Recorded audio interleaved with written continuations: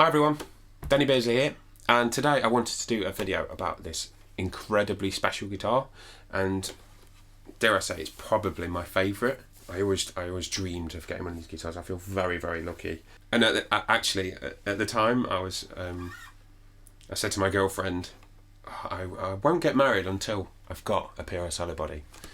And yes, we're married now. PRS Hollowbody 1. Mahogany back, basically, that's what the 1 stands for, rather than a maple back, which is the Hollowbody 2. So that's the one that's available. They don't make these anymore, which is kind of cool. So the mahogany back and sides is just kind of like hollowed out. It's completely hollow inside. It's not a semi-hollow, or there's no laminate materials in this at all, like a 335. But underneath the bridge inside, there is like a mahogany block. I think it's mahogany. It looks like it is. Yeah, it is.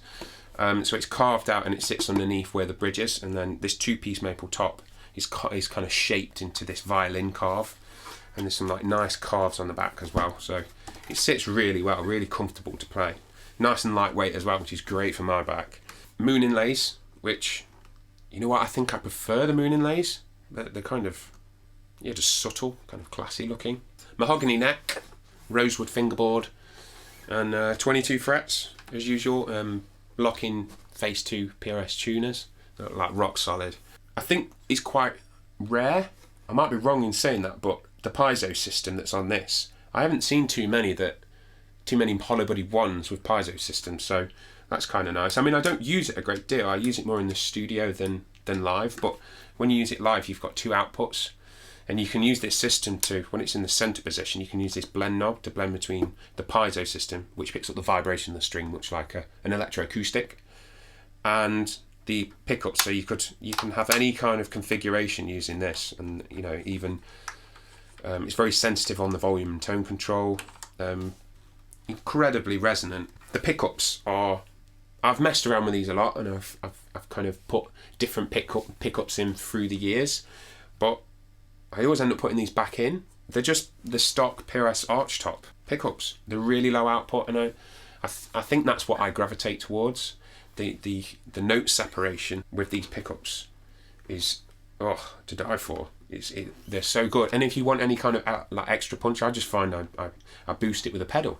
I actually bought this new, and at the time it was still a lot of money, but they were priced. They were more affordable, basically, and you know, I had to part with some of the gear to be able to get this thing, but I'm so glad that I did. You know, each time I went back, it was like, oh, shouldn't I? You know, because it was so much money, and I couldn't quite afford it at the time, and then I eventually got it. So I'm so glad though, because I would have regretted not getting this thing. Very fortunate, so I feel very lucky. It's nowhere near like new condition. There's lots of dints, and the lacquer is actually polyurethane finish, I think, on this era of guitar, but it's starting to wear through here. The frets, I've dressed these myself, actually, because I'm from an engineering background, and I thought, oh, man, you know, how hard can it be? It's hard. It's hard. And I made a little bit of a mistake. I masked off the fretboard, and I didn't realise at the time that you have to use low stick, so be advised, use low stick masking tape, because when I come to take it off, it started to peel the lacquer off the edge of the fingerboard. It looked a mess. The frets looked great, which I was really happy with, but oh no, what am I going to do?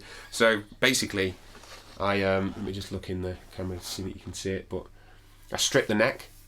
So this is, and then I oiled it with, I think it was tung oil actually. But yeah, this neck shape feels like home to me. Wide fat profile, but I think probably because I've taken the lacquer off, it might have made it a little bit smaller, but it's really smooth, really comfortable. I absolutely love it. Oh god, I love this guitar.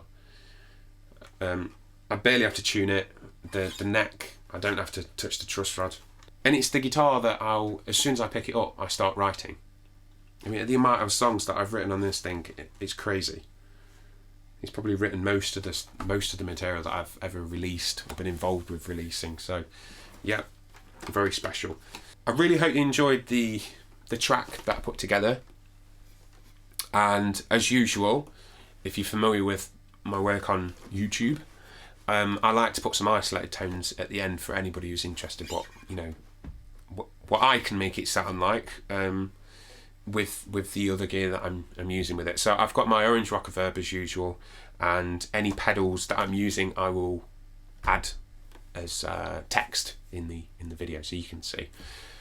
And as regards to like feedback, for, you know, high gain feedback, high volume, I've never had a scenario where I've not been able to control it by either moving or, you know, backing off the volume or something. Granted, I don't use a ridiculous amount of gain, but it's enough gain to make a guitar like this kind of get carried away if you let it.